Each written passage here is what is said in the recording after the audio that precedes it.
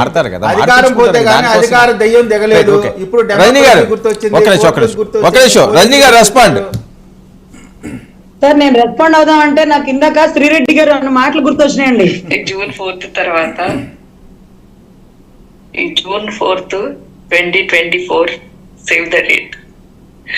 ఆంధ్రాలో ఎవడెవడైతే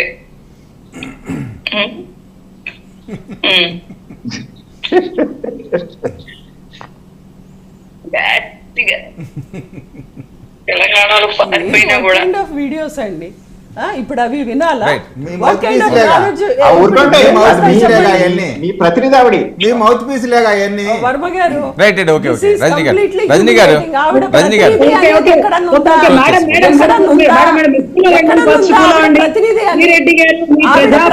ఆవిడకి వైసీపీకి ఎటువంటి సంబంధం లేదు అన్నది వాళ్ళు క్లెయిమ్ చేస్తారండి. చెప్పండి అంటే మీకు ఇప్పుడు కామెడీ షో కావాలా, మీకు ఎంటర్టైన్మెంట్ కావాలా చెప్పండి. 5 సంవత్సరాల పాటు నీకేమన్నా పంపిస్తాను, చాలా ఎంటర్టైన్మెంట్ ఉంది నా దగ్గర.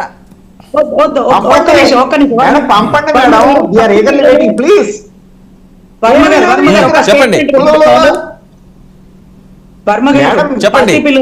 అమరావతి పిల్లలు కొంచెం తెలిసి తెలియక కోడిగుడ్లు ఇసిరేశారు, అది తప్పే. దానికి అతని తరపు నుంచి కూడా హర్షి చాలా చిన్న బిడ్డ, అతను ఇంటర్ సెకండ్ ఇయర్ ఎగ్జామ్స్ రాసుకున్నప్పుడు హాల్ టికెట్ లాగేసుకుని అతను అడి రోడ్డు మీద నుంచోబెట్టేసిన తరుణాలు ఉన్నాయి.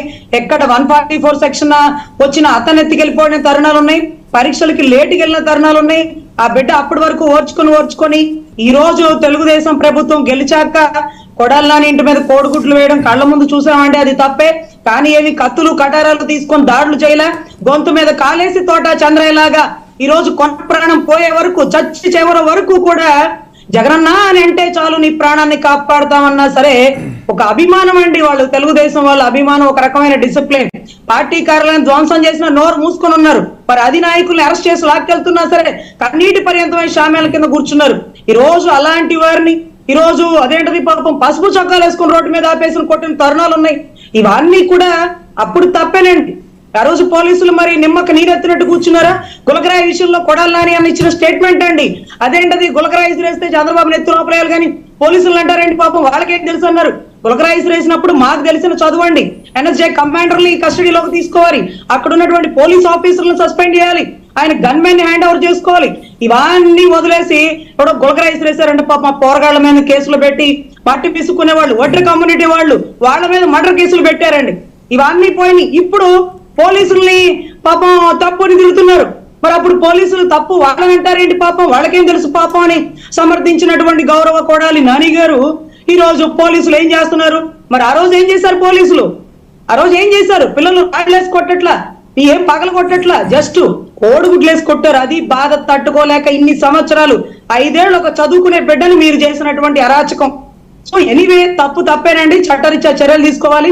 తెలుగుదేశం కార్యకర్తలు కూడా ఉన్నారు, తెలుసో తెలియకో పిల్లలు చేసినా సరే బాబు గారు కట్టుదిట్టం చేసేస్తారు, కస్టడీ చేసేస్తారు. అమ్మ మీరేమి భయపడాల్సిన పని లేదు, బాధపడాల్సిన పని లేదు. మీరు అలా భయపడాల్సిన పడైతే పేరు నాని అన్న బయటకు వచ్చి ప్రెస్ మీట్ ఇవ్వడు, కొడాలి నాని అన్న ధైర్యంగా స్టేట్మెంట్లు ఇవ్వడు. మీరు అందరూ స్వేచ్ఛగా తిరగచ్చు. ఇది బాబు గారి ప్రభుత్వంలో ఏ ఒక్కరి మీద దాడులు ఏమి జరగవండి, మీరేం భయపడద్దు. దయచేసి దీనికి బాబు గారి మీద అంటగట్టాలని చూడకండి. ఎందుకంటే ఆయన మీద దాడి జరిగినప్పుడు జైల్లో ఆయన చూడాలనుకున్న మా అడ్వకేట్ గారికి ఫస్ట్ ఆయన చెప్పే మాట, ఏ రకమైనటువంటి దాడులు చెయ్యొద్దు. బాధ ఉండొచ్చు, ఆ బాధని కడుపులో పెట్టుకోండి. దయచేసి నన్ను అరెస్ట్ చేశారు కదా అని బస్సులు తగలబెట్టడం, రోడ్ల మీద గలాట చేయడం, కార్యాలయాలు ధ్వంసం చేయడం ఏమీ చేయకండి.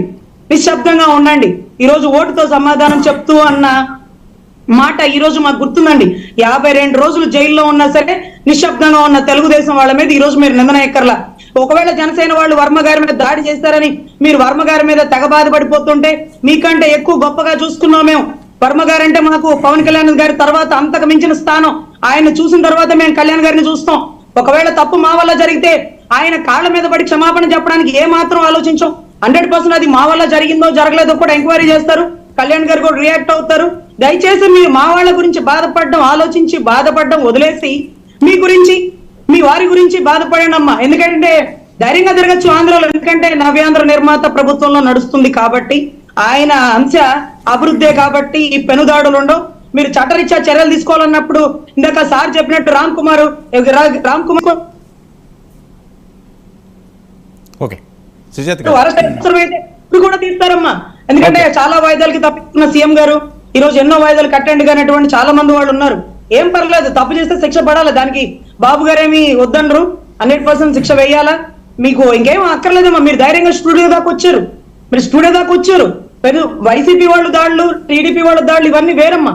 ఇక పైన అభివృద్ధి పదమే అంతిమ లక్ష్యం. మీరు వచ్చారు కదండి, వాళ్ళ పాలన ఉన్నప్పుడు మీరు మాత్రం స్టూడియోలోకి రాలేదా? మీరు మాత్రం డిబేట్లు చేయలేదా? దాదే ఉంది, స్టూడియోకి వచ్చారు అంటే రాకూడదా? రాలేవరా? అసలు బయటికి తిరగాల వద్దా అంటున్నారు. తిరగండమ్మా, బయటికి ధైర్యంగా తిరగండి, ఏమి ఇబ్బంది జరగదు. బయట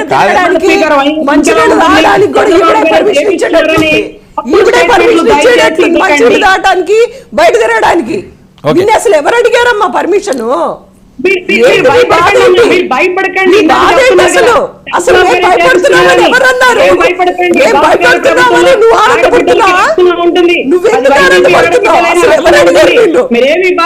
అసలు ఎవరు అడిగారు తల్లి నిన్ను? మేము భయపడుతున్నామని మేము చెప్పామా?